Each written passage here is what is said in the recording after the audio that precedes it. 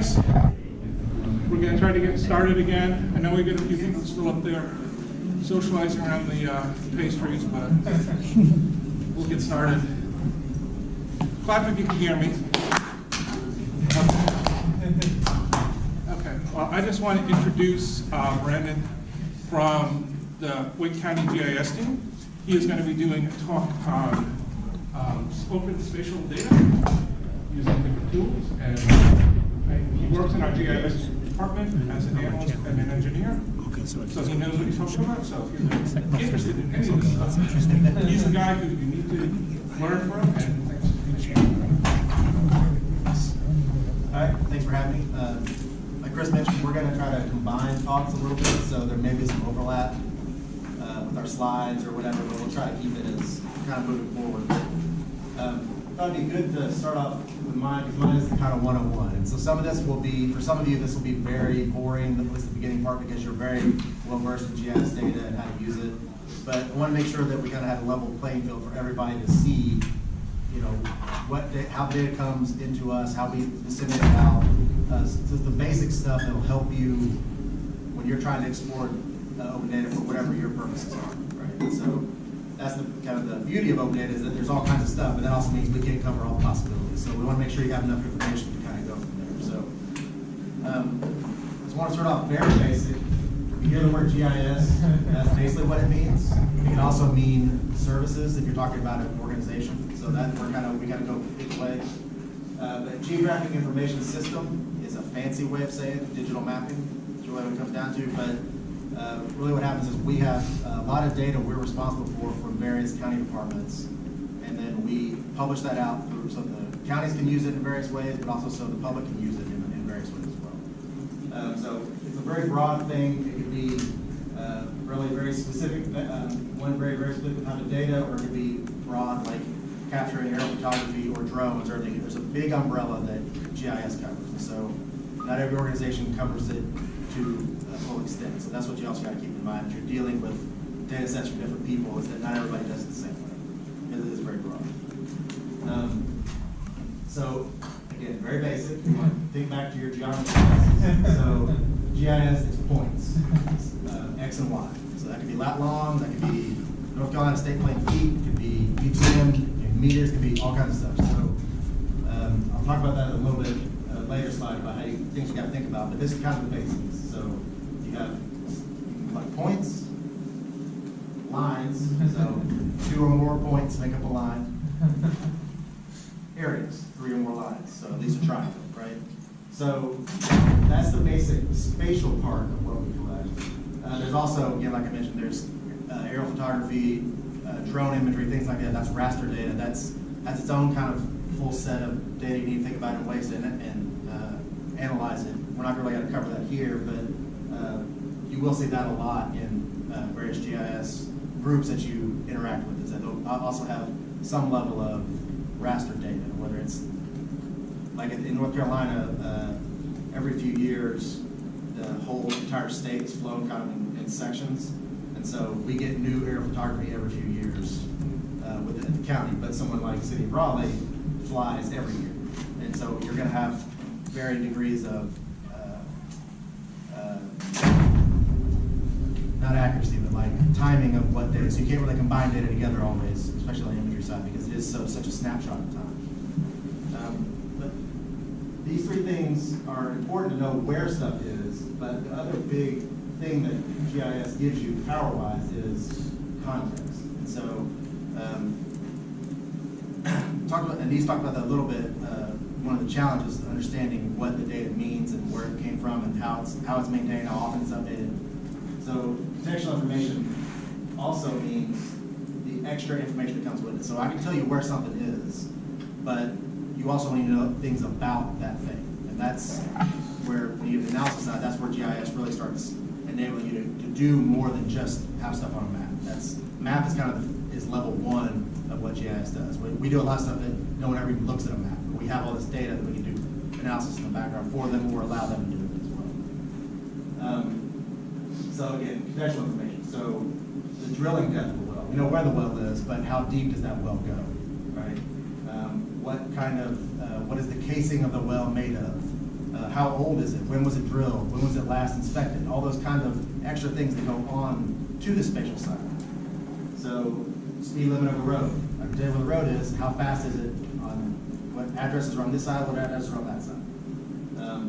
Property information, draw it out, who owns it, what is the value of that property, and when was the last permit that was pulled for that property, things like that. The other thing about GIS data is that there's two ways it's maintained. It's actively maintained by a data steward, is a lot of what we do, and there's other data sets that are derived from different data sets. So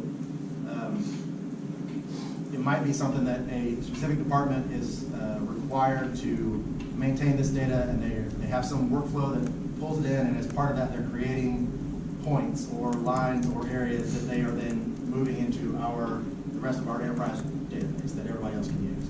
But they have a specific workflow that they're collecting that along the way, and they're adding that contextual information to it, and they're keeping it updated all the time. That's part of what they do in the job. There's other things that are derived. So we have a lot of we have like at Wake County, we have like 60 or so nightly processes that we run that move data all over the place and do things to it and manipulate it or whatever, so we can have it presentable for a department to use or for the public to use or something like that. It flows into open data. So a lot of those data sets are not things that are maintained by people, they're derived. So we're taking a spreadsheet of addresses and we're geocoding them to create points out of it. So there's no department that's actually maintaining the location of that restaurant, but there is somebody who maintains addresses that we're using and combined with this other health data set to make a spatial data set. So someone who actively maintains a data set can answer a lot of questions about it. A department who has geocoded data that's done for them may not always have all the answers that you need, especially if you're exploring the data. So that's something to keep in mind, is that not all data is equal, not all data is maintained. So at Wake County, we have 4 groups. So we have property mapping, that's all they do day in, day out. Wake County is obviously a growing county. If you live here, you may have noticed that. So that means property splits and subdivisions, it's only going up every year. First thing they do every single year, it only goes up. So that's all that group does day in, day out, and they are really, they have a lot to do. They actually work in concert with our Register of Deeds and our Department of Revenue, because obviously the tax mapping is what that really is. It's really to collect taxes. We don't just do it because we think, hey, that's what the property is. There is a money driver behind it, right? So the other thing, we have another group is addressing. And so that's all they do all day long. So they not only address things within Wake County's jurisdiction, but they also work with all the cities within Wake County to make sure that to either pull in address information, to make sure standards are met. There's a lot of obviously public safety things that go along with addressing, and that team kind of makes sure that addresses meet a certain standard and that are kept updated for various emergency services systems. So if you call 911, you want to make sure it goes to the right address, and that's our data kind of flows through that way. So those 2 departments maintain 2 important data sets that a lot of other data is derived off of. So if someone, like I said, a spreadsheet of addresses, that addressing team is important because we've got to make sure it's in the right spot. If it's something that we already have spatial data, but they want to know more about it, like the owner, the zoning, the whatever, that's where property mapping comes in to make sure that so both those things being accurate together gives a huge downstream effect of other data sets being accurate as well, or inaccurate if it's not maintained. We also have a customer service group that deals with phone calls, emails, and people coming to our counter, because we have a lot of what you do with the county involves spatial data somehow. You're coming to get a permit, they want to know what your PIN number is, what your address is. If you're coming to deal with environmental services to get a drinking water well or a septic tank thing, they want to know a bunch of information about what we have. So they'll send you to the desk. So prior to the internet, we used to have a long line of people out the door. It was people coming for legal things like property disputes, and my grandfather had this, and all that stuff that we can't really settle for them, but again, long line of people. So the internet mapping world has changed how people interact with us big time. So we used to have, like I said, a line out the door, now we have a couple people a day. And it's a hugely stark interest. But now there's a lot of people emailing, a lot of people calling, because they see this stuff on IMAPs. They have questions about IMAPs. So the way Anise mentioned the democratization of the data, our data is out there now. We've been putting data out since the late 90s, just downloadable shapefiles and things like that that people can use. But unless you knew what that was or knew how to use it, that was completely useless to you. But the IMAPs is something that we do in concert with the city of Raleigh. And so it's got a lot of their data, a lot of our data, and that now has put it out in the world that a lot of people interact with the data, whether they realize what they're interacting with or not. They're doing spatial analysis that just looks like a map, and they're typing in an address and they're done. But that's really what they're doing. And we've seen like job descriptions that have IMAPs as part of the requirements. I mean, that's a weird thing that it's just a random program, right? That it's not like it's a professional, like it's not Microsoft Word or something, but it's something that is obviously very important to a lot of groups. And so customer service has changed in how we do it, but it's still very important what we do, because everything we do is for the public. So that's a very important group that we have. And then there's the applications team, which I'm on.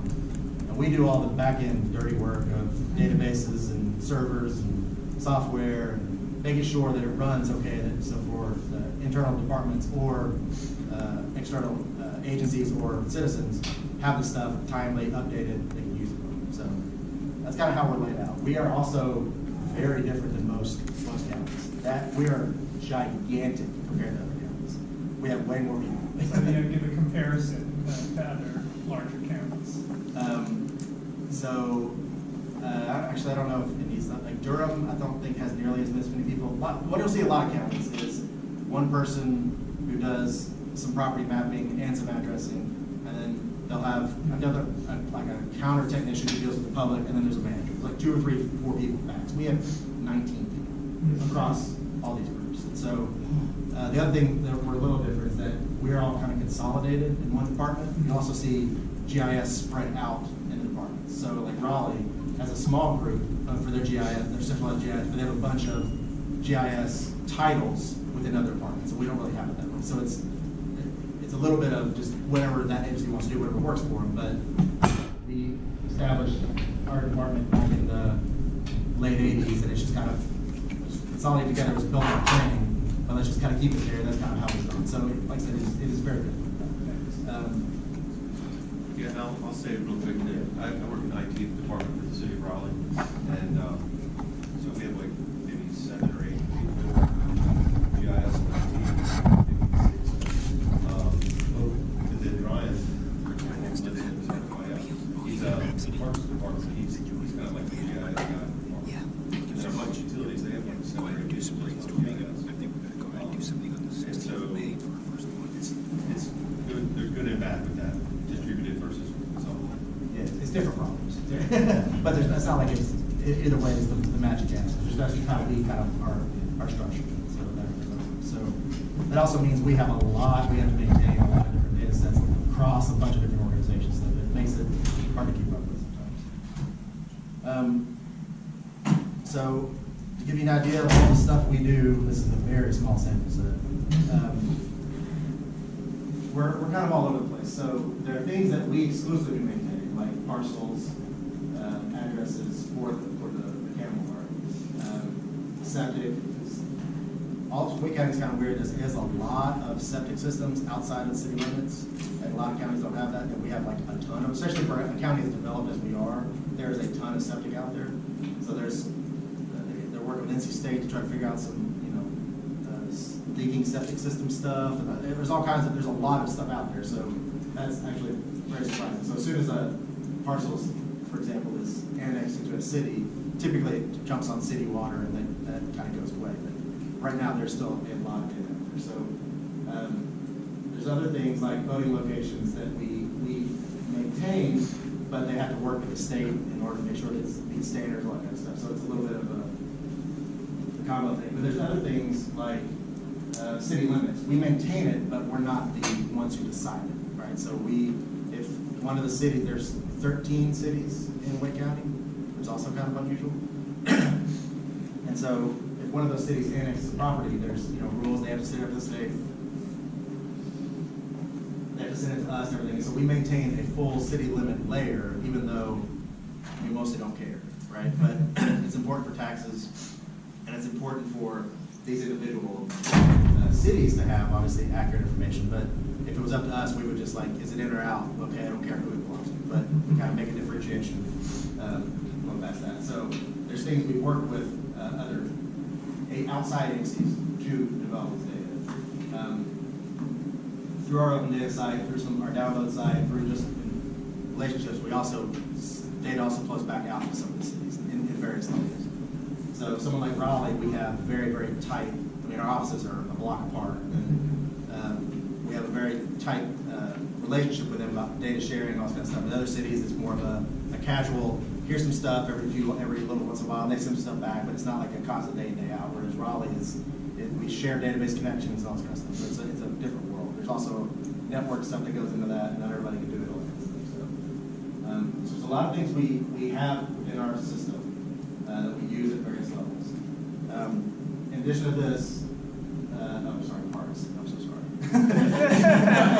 I forgot I have any idea. So parks is a big one, obviously.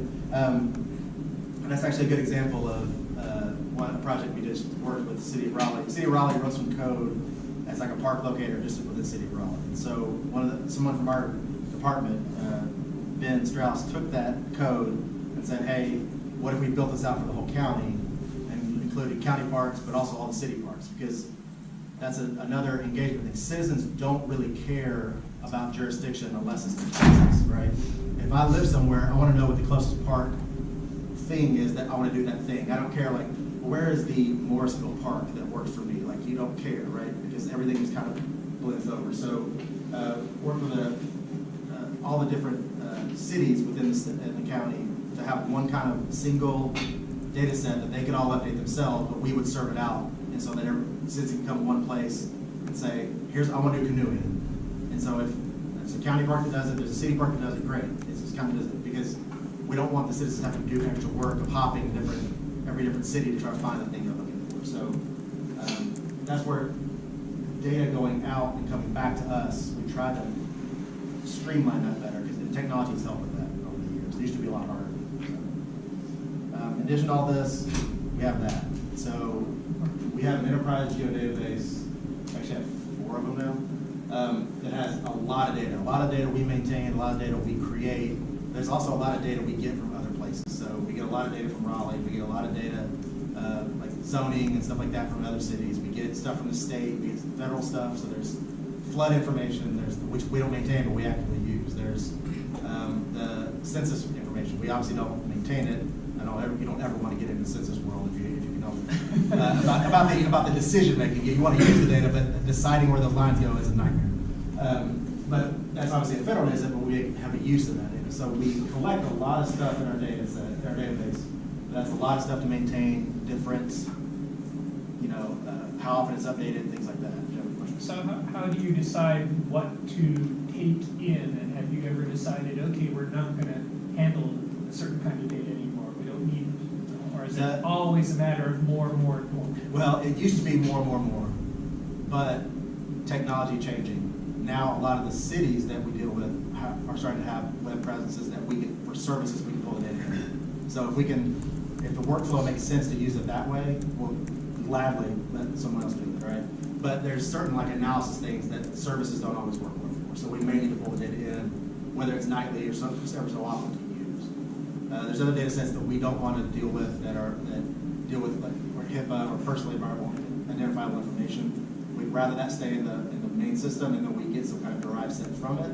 But again, there's certain cases where we need it because of the way the system has to work. The data needs to be local to us like that. So we just went through a whole tear down of our system. We had dropped about 150 data sets out of it. Some of it was just because it was a one-off thing, so we needed it. Other things are because, well, we don't need that because the state's serving that out now, or whatever. So it's an ever-evolving question. There's never an easy answer, but as more cities come on, we'll start seeing our level drop. So it's a good question. Yeah. So now that I kind of told you kind of the basics about what GIS is, and then who we are, and everything, I want to talk to you about a little bit about what you'll see when you start dealing with spatial data out in the world. So again, for some of you who are very well versed in this, you're going to know all this stuff. But there's 3 things you got to worry about when you get the data. basic spatial data. Spatial data is still just data. It's just it has extra stuff on it that has their own idiosyncrasies you got to think about. So the first thing is projections. We, Wake County, we map all of our properties in North Carolina state plane feet. I think every county in North Carolina would be the same way. If you were dealing with, if you wanted information from a county that was on the border in North Carolina, but also one just across in Virginia, the parcel data sets would be in different projections. Some software will handle that for you, some won't. It kind of depends on what you're trying to do. So if you're going to go to the federal level, it's almost always going to be like UTM, U.S. National Grid, or WS84, basically in meters. Our stuff's feet, their stuff's meters. Again, there's not a universal here. There's other things you can deal with, and they put out data sets that are not that, but that's commonly what it is. If you're going to do things on the web, there's kind of a de facto standard that I guess Google decided. Everybody said, okay, sure. Web Mercator. And so that's kind of WS84, but kind of not. It helps because a map is in the browser is different, and it's a paper map, that kind of stuff. So as you deal with data sets that you pull from different places, you may have to worry about how they overlap with each other projection-wise. I'll show you some desktop tools later on that you can use to kind of pull things together to make them a similar projection. But if you're dealing with like a web service from somebody, depending on how you want to use that web service, you might just be stuck with what they have. And so you may have to adjust your data to match theirs, because theirs is the only source that's really important data set to be, and you can mess with yours, that kind of thing. So it's a kind of a give and take back and forth. Everything we do is, again, state planning, but we can serve it out other ways if we need to, but we just need to be asked to do that. So is a web locator like kind of like the latitude, longitude you see in Google Maps, like 35 point something? Yeah, that's what it is, yeah. Can you talk a little bit about how state plane works? Isn't there some marker in the western part Yeah, of the state? so the state plane, almost every state, well, no, I wouldn't say that, not every state. That's the other thing you're doing. Everybody does it different. This state was created in the 1700s, this state was created in the 1800s, and therefore they do things different at different times. Stuff that was out west is very Spanish influenced, so you see a lot of things, that's how they did it, so that's how it's come forward, I think. So, but generally speaking, state plane is, each state has at least one state plane projection assigned to it, some of them two because of the way they're shaped. State plane is generally, it's called a conformal conic, not that you care.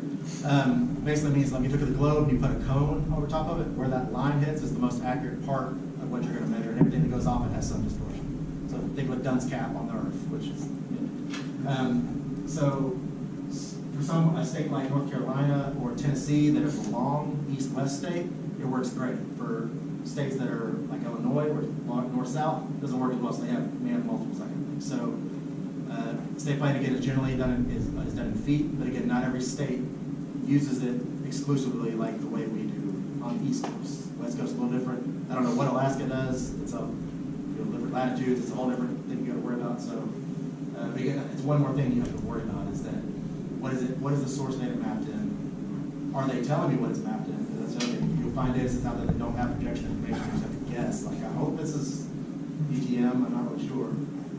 But you have desktop software, various things that you can do to kind of pull them together to make it a little more useful if you get to life. And then again, Web Mercator, that's what Google Maps will have, that's what Apple Maps will have. A lot of open source JavaScript languages, a lot of libraries will tend to be like Web Mercator focused or WS64 focused, but you can still, with some tools and some manipulating, you can kind of make it on the fly, reproject to a certain extent. There's some things that just don't work together, but for the most part, you got two state planes, you can make them work together through a little bit of code.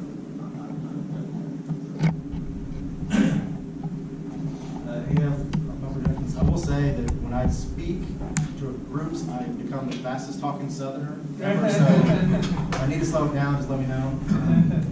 Also, I know that, again, there's some people who are very well versed in it, but if you're not, and there's anything that I'm just kind of glossing over, like, oh, what does that term mean, or whatever, just stop me, and I'm glad to explain it. You forget how much you just take for granted that you know about this stuff, so I don't want to just plow through something and you kind of go, I don't think I know what he's, just feel free to stop. So another caveat, and this is a big problem that you run into. So data formats and an actual hard file format. So data being like a service that might come out to you. So this you'll see a lot. So a shapefile is not a file. It's always the first thing everybody complains about. So shapefile was, there's a company called Esri, ESRI, who's kind of the Google plus Microsoft plus Facebook plus Apple of the GIS world. They're like the 100,000-pound gorilla, right? They were the only people doing it for a really long time. And so they've got a full suite of desktop software, server, field work, all this kind of stuff. So for a long time, they were the only game in town. Unless you really want to do something really super like hands-on, and a lot of it was like command line stuff. Even Esri's early stuff was all command line, typing it. You're mapping by typing, and I don't know, it's weird. They did maps with punch cards. I don't even want to get into that one. But they've been around for a long time. And so they've also had, 60 years worth of tweaking algorithms and stuff like that they've kind of have a lot of best practices. So things work really well, but it's also very expensive. Because again, they're the only game in town. And they were also, for like through the 80s and 90s and still now, they would basically just almost give their software to universities. So everybody coming out of school knew how to use Esri, and so like, okay, I guess that's what they became the de facto standard. Whether other things in the market, they were the one. So in the early 90s, they developed, when they were starting to move away from their command line world of typing everything in the GUI format, they developed a new thing called Shapefile. So Shapefile is actually a bunch of files that work together. It's so one single file, and like the sidecar files, what they call them. So there's one file that handles location information. There's one file that handles how those locations interact or relate to each other. There's a file that has the attribute information, which is like what's the speed limit, how deep is the well, that kind of stuff. There's some other files that may or may not be there depending on how the data was used. There's index files that it creates. So basically, if someone sends you a shapefile, they're probably sending you a zipped up set of a bunch of files that all work together. And you can't just drag one into software, and you have to kind of pull it all with it. So you'll see that a lot, is people will send people data and they'll leave off one of them, and so it's completely useless to you. It's all binary format. You can't read most of the files well, that kind of stuff. So, but because it's been around so long, Esri, it also has some limitations because it's built on, the data part is built on DBase, really old format, and so it can only handle a certain amount of basically decimal places. It can only have like 8-character linked field names. It's all this kind of weird stuff that goes with it. So Esri kind of saw the light later and realized we need to move to other stuff. And so when they did that, they open sourced the shapefile spec. When they did that, a bunch of companies go, oh great, now we can read shapefiles. Unfortunately, now a bunch of them can read shapefiles, and that's all they want to do. So it's not the best way to share data, but it's the most ubiquitous way to share data. Everybody can read shapefiles now, even if you don't think like, you can load shapefiles into like Mongo. You can, there's all kinds of data formats that will read this, whether it's software or database side. So you see it out there a lot. It's just something to keep in mind that there's other things that go with it, and you can actually pull this into other formats if you want to, which may go into use. We still start out shapefiles because people have a need for it, because there's people who are kind of dependent on the structure, but we're trying to slowly move them away from that. But it'll never really go away. It'll never go. It's kind of similar to what Google did with KML. Google bought Keyhole, and Keyhole created Keyhole markup language. And when they bought that, they had this KML, and you could write a bunch of KML, put stuff in Google Maps, and then they decided that's a horrible way to manage data. Here, we'll open source the KML out there. So then a bunch of people can read KML. And so we see companies come in with vendor products, say, oh yeah, we can read KML, and then you give them all your parcel data, like, oh, we can't read all that. What do you do? Or they can only read polygons that are so big because it has a limit on number of nodes, all that kind of stuff. So they both have their uses, but they're not the best thing to do for large scale projects or large scale sensitive data. So that's just something. So a newer one is called Geopackage. And actually I'll go to the next one because they're kind of similar-ish, but so a file geodatabase is what Esri moved to after Shapefiles. They started with the Microsoft Access format, so MDB. It's kind of how they started, and then they decided, well, that has its own limits, so we're going to make our own thing, proprietary, unfortunately. A lot of what we do is that file geodatabase, because we're an Esri shop, even though we put data out as we can. Internally, we manage all our data, maintain all our data, and serve all our data through Esri methods. So file geodatabase is basically, think of it as a small portable database. You can have multiple data sets in it, whereas a shapefile is one thing. It's just wells, it's just streets, it's just parcels. You can't have multiple things together. They're one thing and one shape type. So you have, if you need 3 different things, you need 3 different shapefiles. Whereas a file geodatabase would have, one geodatabase with multiple layers in it. And Geopackage is similar. So you can have, Geopackage is built off SQLite, and it's an open format, so you can go out and if you were to write something to read into it or write out of it, you can do that. Now it's out there, and you can go for it. And one of the software packages I'll show you, how to use it.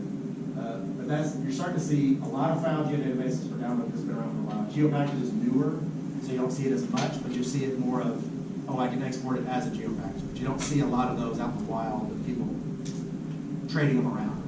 But it still might be something you're up to. There's also GeoJSON. So this is when you're trying to get to the web side of things. So do people know what JSON data is? Is there anybody who doesn't know? Okay. You know what XML is? JSON is XML with curly brackets.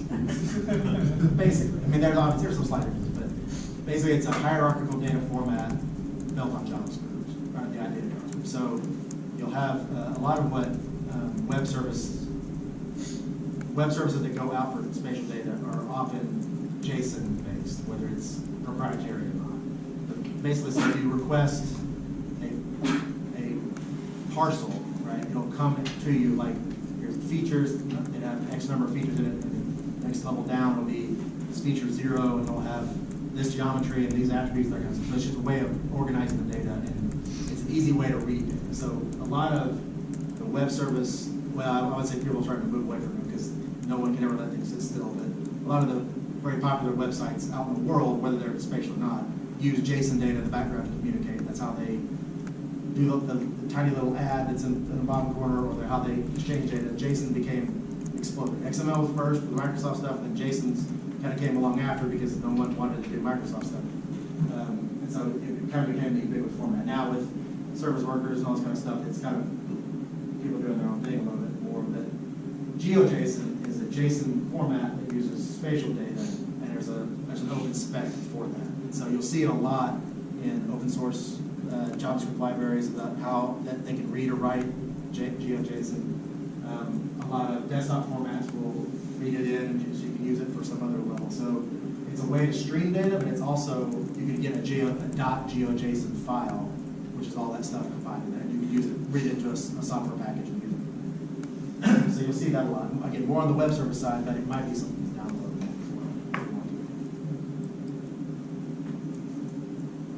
And here's similar to Shapefile, you'll see a lot of CSV out there, which is somebody just dumped it out of a database with no thought to how the data might be coming out or truncated or any of that kind of stuff. So you'll see a lot of CSV data out there that may have X and Y information in it, so you can then take that and create spatial data.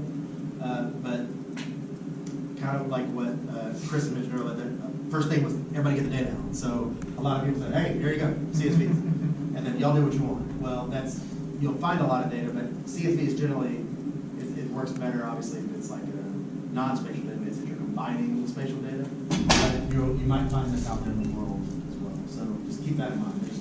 So if you needed something from each one of these, like if you needed data that came in all these formats, you're going to have to corral that yourself. There's no good, easy way to do that without some work on your side. There's no magic button that someone's created that just does it. Right?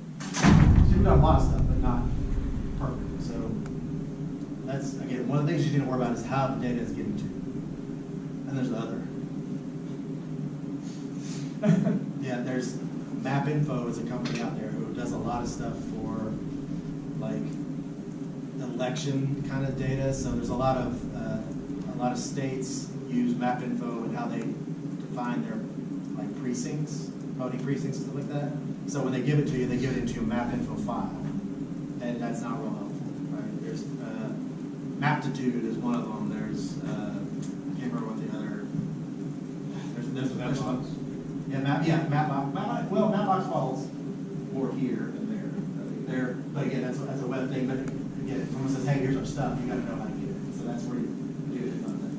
Others, again, more like just weird proprietary data formats that you may or may not be able to read in open software, or even in proprietary software. It may not support this really niche thing. So if someone says, "Hey, here's our data," you may have to go back to them and say, "Yeah, do you have anything else besides that?"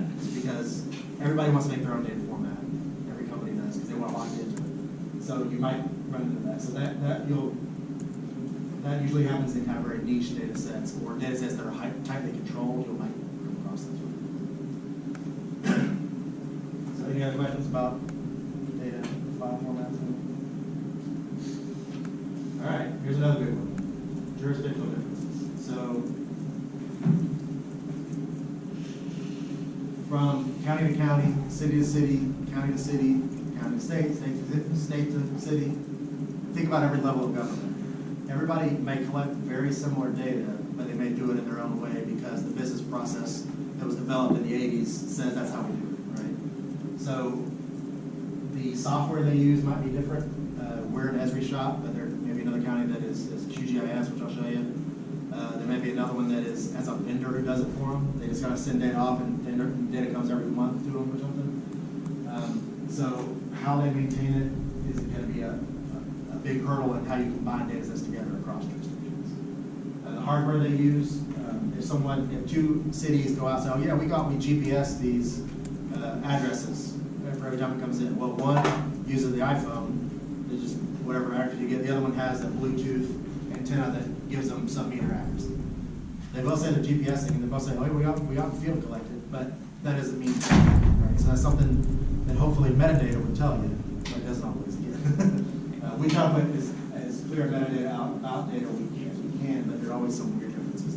Just because we give you good data doesn't mean the next county over is going to have good metadata. So if you have something if there's an oil spill that you're interested in looking at, especially like emergency things, emergencies don't care about arbitrary lines that humans have drawn on maps, right? Stuff crosses. And so in order to get stuff working together, there needs to be cooperation among governments. I'll tell you a little bit how we've done that, but that still doesn't mean that we're collecting the data for the same way, in the same accuracy, or for the same uses. So what they maintain may also be different. So again, two counties that do property mapping, we may collect a bunch of information about the property itself to go really deep because we have, like our Department of Revenue has some really hardcore analytical stuff they do to make sure things are value fair across areas because they want properties that are very similar to be taxed similar. They don't want crazy stuff out of whack. They're also looking for really, really deep stuff. Like they have all these stuff they do with SAS and they're sitting data, all this kind of really deep stuff. The next county over may be very rural and they're we collect real basic stuff and that's all you get. And so they're both property data sets, but they may not have the same data in them other than who owns it and when was it purchased or divided or whatever. So you run into that sort of thing. That you got to make sure that just because two places have it doesn't mean that we can work the same way. So you may have to take that other data set and augment it on your own with other data sets you find or things from the county. Our update frequency. So we have a bunch of stuff that updates every night that goes out to our other data set. So parcels, addresses, permits, well information, septic information, all kinds of stuff that goes out really, on a nightly basis. But another jurisdiction may be weekly, monthly, yearly. We did it and then forgot about it. There's all kinds of stuff, right? So that's something you gotta hopefully there's accurate metadata that tells you information about that, but there may not be. You may have to make phone calls and figure stuff out. So you may want to, if you have a one-off project, that may be okay. But if you want something you want repeatable, you need to understand how the data set's coming into you or how often they're updated. So that's something to keep in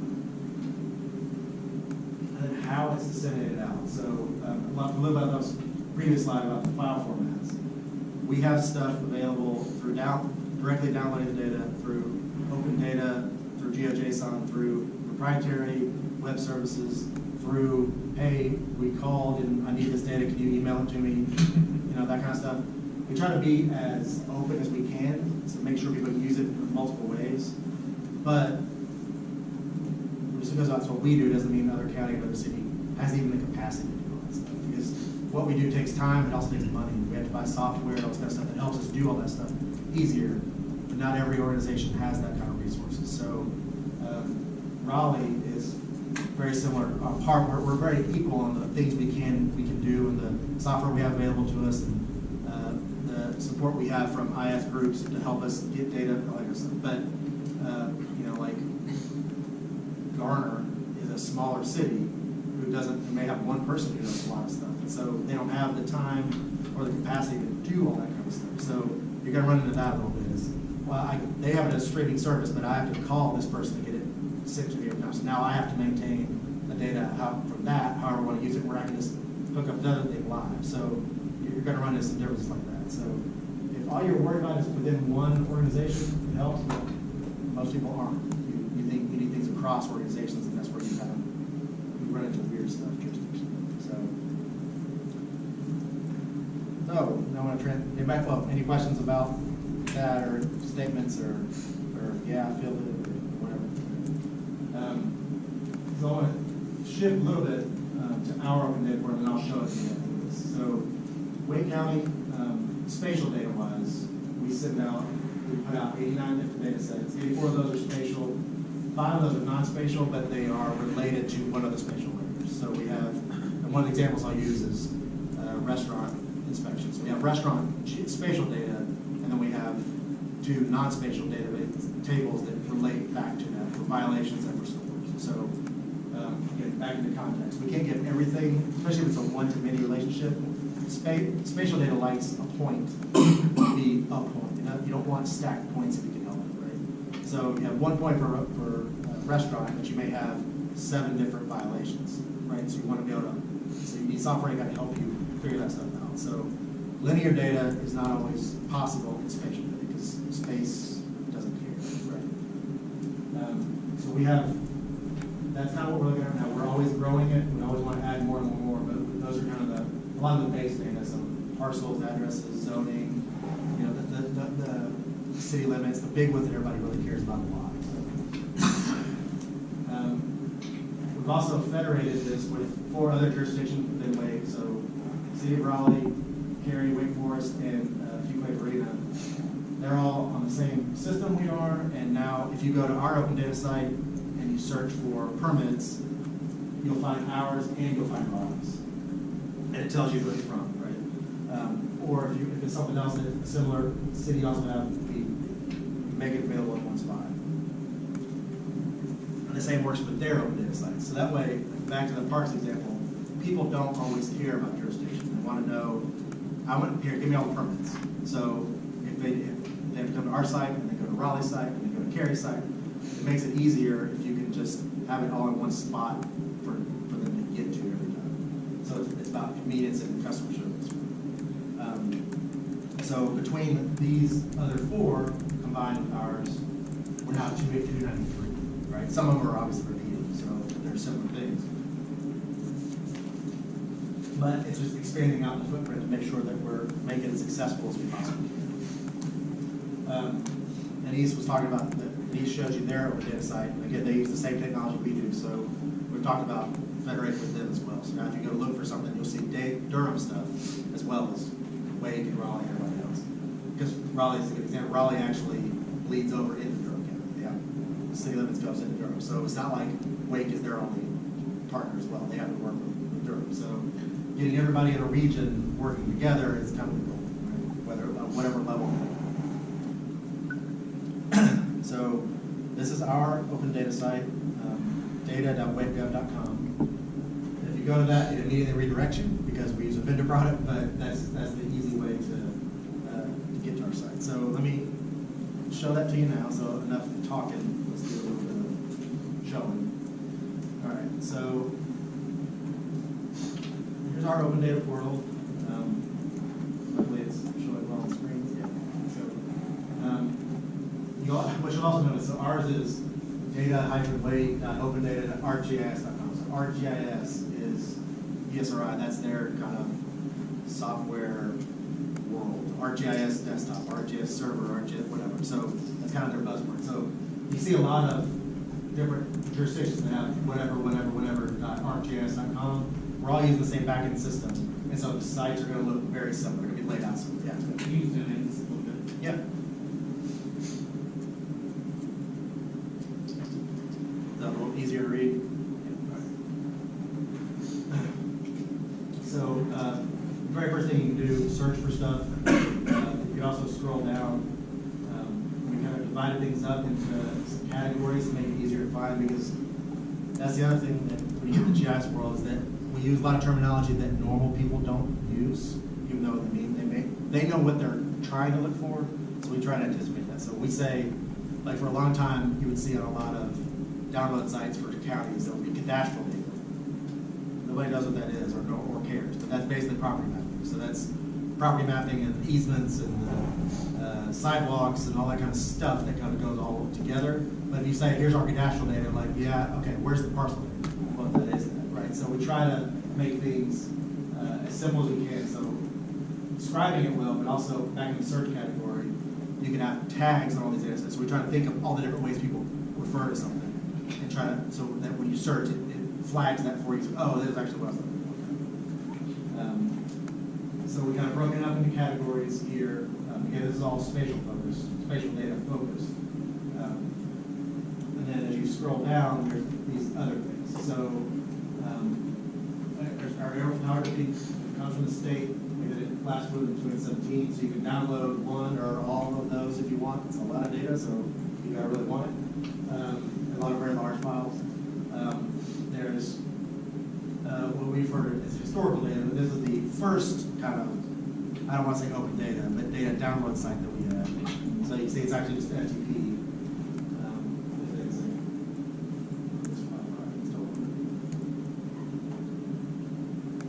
We have to wake the server up. Yeah. Call somebody. Anyway, basically it's an FTP site with just a bunch of data sets listed. Too long. Yeah, okay. It may be because of the connection I'm at here. But essentially it's a bunch of zipped up shapefiles that based on category. So we divide things up like every month we have a bunch of stuff we update monthly. So parcels, addresses, zoning, things like that. They're kind of a snapshot of time we've dumped out there the first of every month. I just did it yesterday.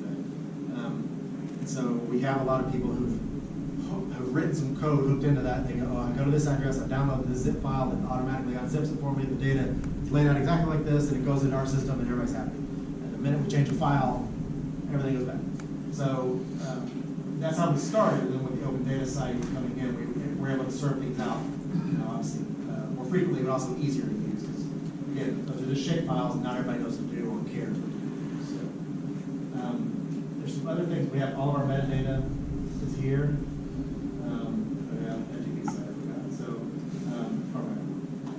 Everything about this, so the parcel data set has all the description about what the fields mean, how often we update it, who updates it, who maintains it, that kind of stuff. There's also a few other things that are outside of our organization, but still within Wayne County. So additional Wayne County data. So if you click here, it's going to be just kind of a list of other stuff. And some of this stuff may relate back to spatial data, but some of it may not. So the building permit data, that's really like, these are all raw data sets like non-spatial stuff. There's one link to get back to our stuff, but the rest of this is not necessarily spatial in nature, or at least how it's presented. You can create spatial data. So a lot of stuff from Department of Revenue and Real Estate. So we have different things out there, and then you can also see there's the way it's presented to you is varies. So there's some reports that you can do for animal control. They also have actual data sets that you can pull down. There's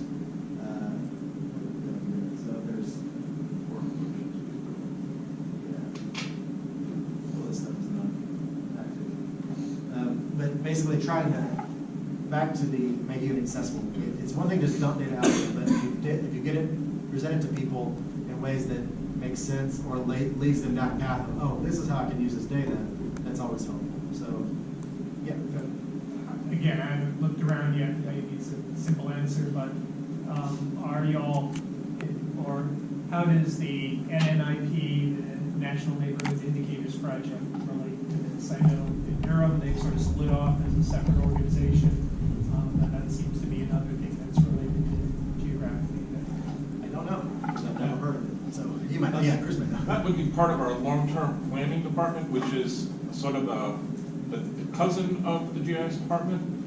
They do most of that work, so we can take that. See, they've done a lot of work before that standard was set up, so they're doing they've got a couple of interns in who are doing a lot of the translation between old standards and new standards, so that's a work in progress.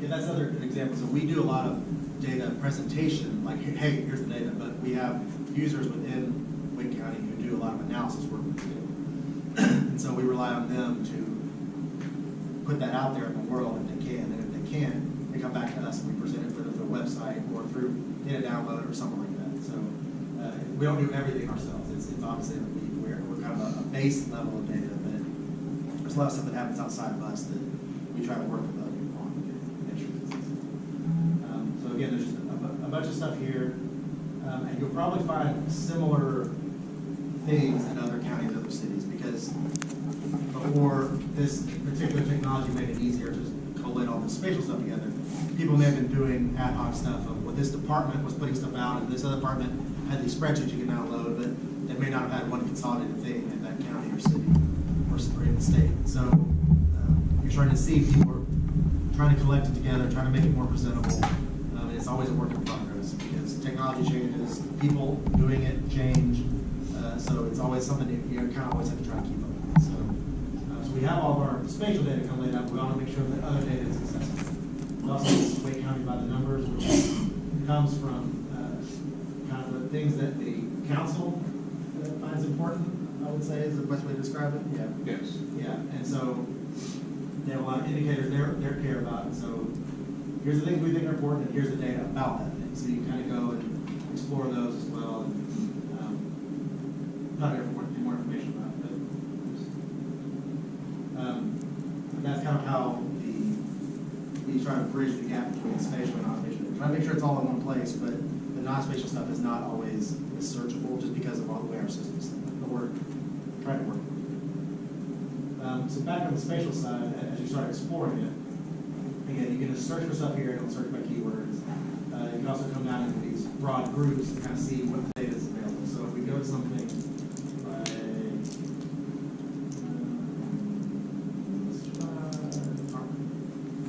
so it immediately pops up with a map. Says, hey, spatial data, right? So it kind of tells you the extent of where stuff falls. If it's, that's nothing is if it's like point data, it'll try to show you the points. If there's a lot of points, it'll collect them in like a little grid, like here's, you know, this color is high, low, high number, this color is low number, that kind of thing. So it kind of, on the fly, tries to figure out, okay, this is a ton of data, let's find the best way to show it. For polygons, it says, here's the extent of what we're showing. These are all kind of property-related things. You see right off the bat, Chief Grade Marina buildings, even though we're on Wake County side. Some Chief Grade Marina stuff, there's easements from us, parcels from us, permits. There's a bunch of different subdivisions. There's all kinds of different stuff across the organization. Want to make sure it's fully accessible. So if we back, look at this is a data set that Chris actually did a lot of work on early to make sure that this data was available through Yelp. Yelp has a standard that they want data delivered in, so Chris did a bunch of work to make sure that the data flows out of the health system and goes out so that Yelp can pull it down and make sure those ratings and things like that appear in the Yelp app or on the website.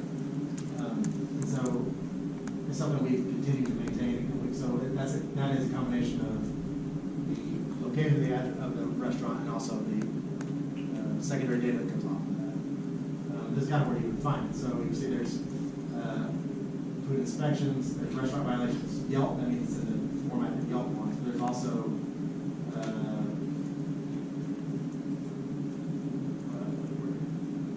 inspections, sorry. So inspections, Yelp, food inspections. So the same data just presented maybe in different structure so that it matches with some of them.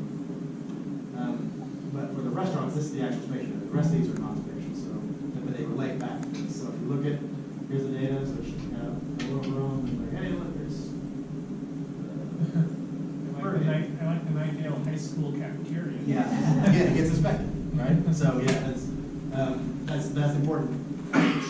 Jump ahead and see, because the data we have, just because that's data that goes out doesn't mean it's data you're interested in. So you may have to tease out the things you want from a data set and get rid of all the other stuff that you don't care about. But just off the bat, there's a map at the top that is again interactive. You can kind of zoom in and click one, it kind of shows you information about it and everything. But down here, it shows you more information about the data set. So we kind of have a narrative about where the stuff comes from and how it's maintained. Again, this is one of those that we derive every night. So there's addresses in a called DHD, like a digital health department. Basically, there's a database that they upload all this score information into in violation. We pulled it out and we have addresses and we geocode them every night. So we're generating that every night based off of our other address data set, but they don't actively maintain, oh, it's really on this part of the property or that kind of stuff. So tells you information about it, try to get as much in there as you can to make it help you understand it. So because not everything makes sense of like why we collect this way or what this field means. So try to give you that information. There's also these are all the fields that are available. And as you mouse over, you can see there's certain things. There's a little icon here that tells you you can do some quick visualizations. If you click it, it just shows you a graph. So this is a breakdown of the actual types. So restaurants. I'm not sure what that one is. It's so small. Public school entrance, so everything gets inspected, right? So but you may not care if you want to know how schools, or that may be the only thing you care about is the schools, right? But that's how you do that. But that kind of gives you a quick snapshot of, okay, this is how it breaks down. Other things that don't lend themselves, like number-wise, to those things would not appear as other things. And also, things that are related to them kind of show up at the bottom. Back at the top, so this is the overview. You click the data tab, and it kind of shows you some basics about it, like it really looks like a spreadsheet, right? So you see individual information, you can kind of get an idea of what kind of stuff falls in these fields. They're all filterable, so you can filter it on a particular value you want, or if it's something that has back to like the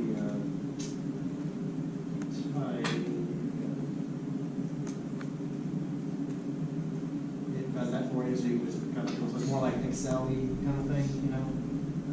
But it's an easy way to kind of filter through it. So once you kind of export it or whatever, what you can actually do is download. So as you can see, we're back into the dreaded KML and Shapefile. But again, it's so you could use it in so many more places. We want to make sure it's available. So you can download this stuff as just as a spreadsheet. So that's the other thing to keep in mind is spatial data may be maintained as spatial data, but if you don't care about the spatial part, but you care about the data that's in it, you can use it, right? It's the whole point is that you may just want to know information about this. You don't really care about where it is, right? So we're not locking it into some spatial data format where you can't really get that information out. So you can download this just as a spreadsheet, which actually is a CSV when it comes in. But it takes all that everything you see right there will get dumped out. Same with as a KML file or as a shapefile. We'll bundle it all up and download it to you. But what you can also do is filter the data set ahead of time. So if I want to do just the restaurants, which is the majority of them, when you go down there, you can download a filter data set. So you're actually only downloading the things you're interested in. So again, one more level of trying to make it easy to do for the user. There's also, for the people who are a little more technically inclined about what they want to do with the data or what the kind of work they want to put into it, there's also a couple of different APIs. And so this is a way to stream the data live to you, so you always have the latest updates. So we have a geo service, which is our vendor version of the of a web service, so it's proprietary, but it's still, they have it open, you can read it, but it is what it is, and you can't change anything about it. It's still very, very useful. But there's also this GeoJSON that I mentioned before, so that it puts it out in a standardized format that other software packages can pull. Again, it comes from our vendor, so sometimes there's some weird stuff that doesn't always flow in like it's supposed to, but we can help you if you run into any problems. So different ways to either just look at the data here, download the data locally to your machine and do whatever you want with it, or again, stream it through a service so that you don't have to manage it. There's also, if you look, these are point data, so you can see this kind of little tiny map, but what you can also do is, there's also the API Explorer, so this API, you can come down here and kind of build a query, and it'll kind of tell you, it'll show you the format of the actual URL you need to create. So you say, oh, I want to see these fields, I want to limit it by this way, and you hit OK, and if you're happy with the data, you can actually just copy paste that URL, and that's what will come back to you. And so actually, it's a good way to show you the JSON data. So here's JSON data. It's because it's in a browser, it's it all, but basically it's hierarchical. So you have display fields, you have the fields that are in there, so you get information about them, and also what would be the actual data when you get down here. So you can see there's field information, there's name, all that kind of stuff. So all of it is collapsed. So once you get your query the way you want it, you just do that URL and what everything. So you get the latest changes, all that stuff would just flow with it. So that's one way to kind of explore and figure out what you actually want to use. Back on the overview tab, there's also this link here, create web map. So because it's a vendor product, they link it to their proprietary thing, but there's a cloud-based thing that they've written out for ArcGIS.com. And so without signing up, without paying any money, there's some limited things you can do to explore the data. And so this will allow you to, like by default, it said, hey, do you want to, how do you want to symbolize it? Because it recognizes there's some things you can symbolize on. So you can go, actually, let's go to facility type, and it'll think about it. So it'll kind of guess for you, like, here's all the types, here's the colors, you can change all these colors if you want. If it makes sense, you can change not only the color, but the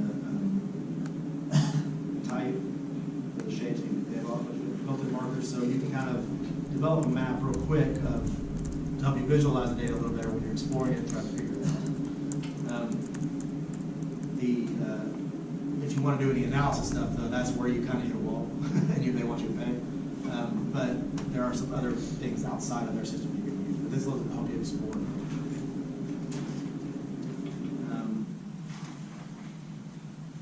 That's it for the open data site. Make sure I don't have anything else to it. Yeah, so any questions about our data site or our open data site, about how we've approached it or how to use it or anything like that? Any questions? Yep. Some of that last data set had X, Y values that were, let's say, not populated fully. Yeah. Like 0 instead of. What's the goal for percent filled? If we go back to that site,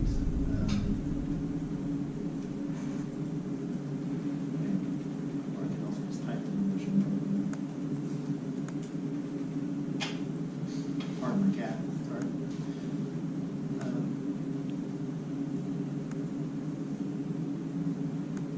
So in the description of this, so dataset capture, dataset is geocoded based on approximately 85% of locations having valid locations. So there's certain things we don't have good addresses for.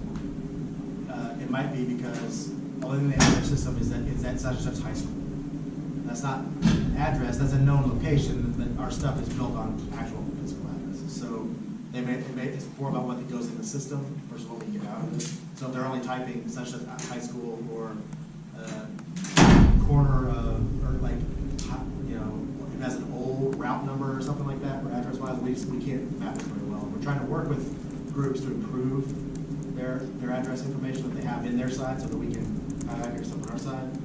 But it's an ongoing thing of different systems, different people entering them at different times. That address was typed out in an old mainframe system 15 years ago, and And so therefore, that's what we got, right? So we're working with groups to try to improve that kind of information. We're also, especially, because address is a big one. Their addressing is a nightmare to maintain because different systems over different years, different specs, different people doing it. Cities and counties just decide to do things their own way. So you'll have a road that has evens on one side, odds on the other. The next road over, it's just sequential in a big loop. It doesn't make, like there's no consistency, right? So one of the things we're doing right now is develop a master address repository. So we have address from all over the county in one system, in the same way, and it has a bunch of standards built on it. And it also has things that can help identify stuff that aren't strict addresses. Once we have that done, we can turn around and use all that data within our own business systems or within other city and business systems to make sure address validation happens. So if you type in 100 Main Street North, it'll say, well, did you mean 100 North Main Street? Because again, where they put the directional matters, all that kind of stuff. So, this is what you meant. Oh yeah, that is what it means. That way it's always the same every time. So you don't have someone just typing in free text or whatever. So we're a little bit hampered by that, we generate every night. So that's why you have some things that don't map, because we don't have any address. And it may just be a matter of, hey, can you fix that? And go, oh yeah, here. But there's a lot of data and a lot of stuff that we just have to do. So we're working on it. But that brings up another good point of, if you look at the data, so we have all this data in stuff that you can easily use, but these fields over at the end, we have X and Y data. So these come out as latitude, longitude, decimal. So you can take that data and generate spatial data for whatever other system you want to use. You want to make sure it's available.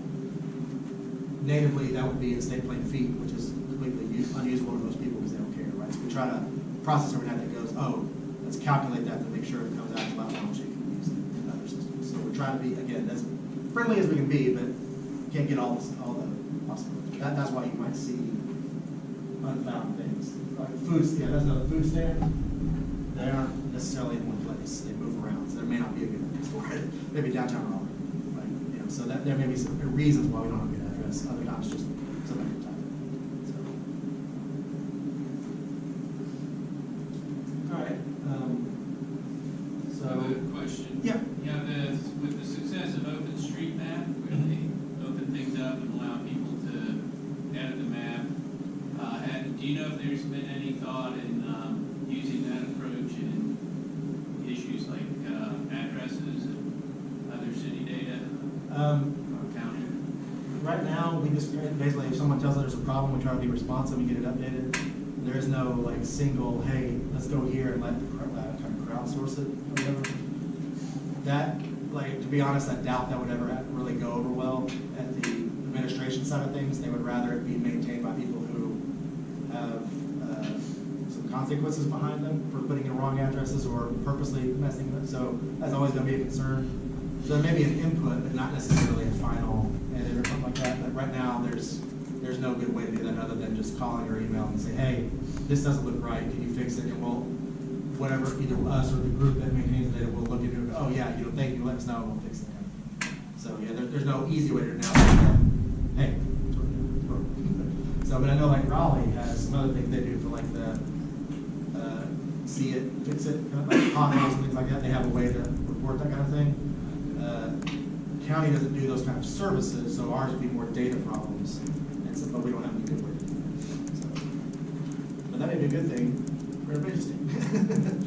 But again, there's so much thing you have control around that, and it would have to be a real big project to make sure it happens. It wouldn't just be like, hey, let's create a quick website, which I could do in a day, but the maintenance of it and administration around something like that. There would be legal and regulatory limits to what we are allowed to do as well. Yeah. So there's those type of things. Yeah, It may not be allowed to take that input and have that be directly related. It has to be through some sort of licensing agency, making sure the validity of the address. Yeah. Yeah, so the X and Y data makes perfect sense to me. But I looked at other data sets that say shape area and shape length, and they don't have X and Y coordinates. Right. Does shape area and shape length somehow contain X and Y coordinates? No, but it does, but that's where you need some software to help you read that. So back to that earlier slide where you have points, lines, and areas, and they make, yeah, so once you start getting into, like, a point is easy because it's just this and just this, right? If you get into a line, you got 2 points. Now, how do you show that in a linear data set? You can't really do it well. So there's things that have that information in it that you really need other proprietary software or open source software that know how to read it for you. Yeah, you could write something if you really want to, but you don't want to do that. But yeah, that's where you have to kind of go to the next step of we need some software, some desktop software, or even some like a JavaScript library that knows how to read that and kind of take it from there for you. So, yeah, there's no good way to just do it yourself.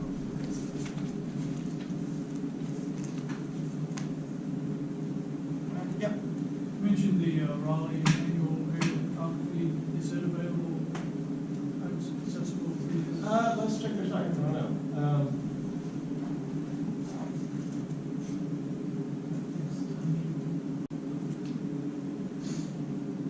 See if they have it here. Again, very similar layout, right? We're all use the same company.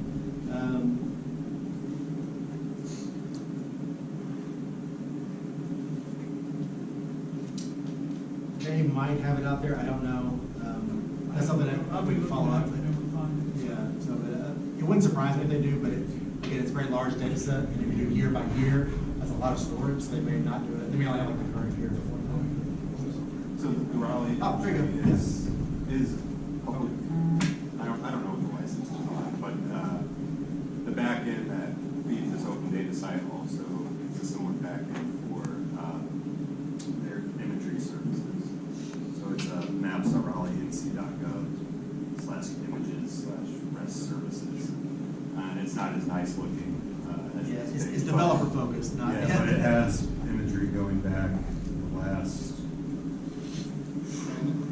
Back to 1981. I do want to take a break for a minute and then. So just to follow up, I really did a 2-hour talk before we combined, so I didn't mean to get too far ahead, but I did want to show you QGIS. So it's an open source desktop GIS software package. It's come a long way. You can do a lot of stuff with it. You can just go to QGIS.org. You can download it. There's Mac or Windows. So there's a interface part that's like, has you drag layers around it. There's also some really powerful kind of command line tools called GDAL, so they can take different data, spatial data formats combined together, do a bunch of analysis stuff. So it's a pretty broad package. Also something called GRASS, which was invented by the Army like a long time ago. That has been since open source. So there's a bunch of different things you can do to analyze spatial data in different ways.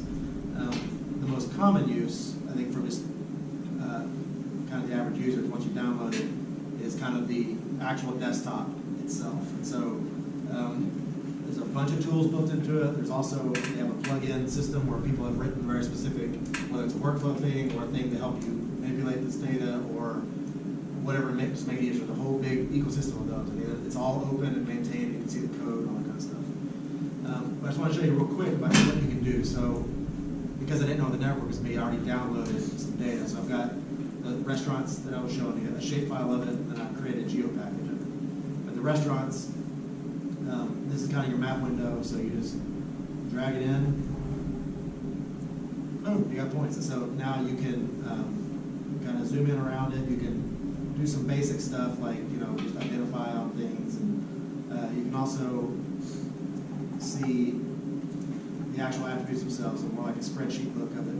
Within here, you can build queries to look for certain things, whether that's just straight like SQL regular queries, or you can also do some spatial queries. So show me these things, but also that are within so far many feet of this, or that kind of thing. So again, back to the PowerJS, it's not just this one data set. You can put a bunch of other stuff in and combine them together to answer questions, to augment the data, whatever you want to do. So it's pretty powerful. What you can also do is something like a join. So these are the address locations, but it doesn't tell you, or restaurant locations, it doesn't tell you anything about the scores or anything like that. So I've got the food inspections CSV here, so again, just drag that in, and now it's available. So now I can come here. Again, a whole bunch of stuff about the layer. One of the things you do is a join.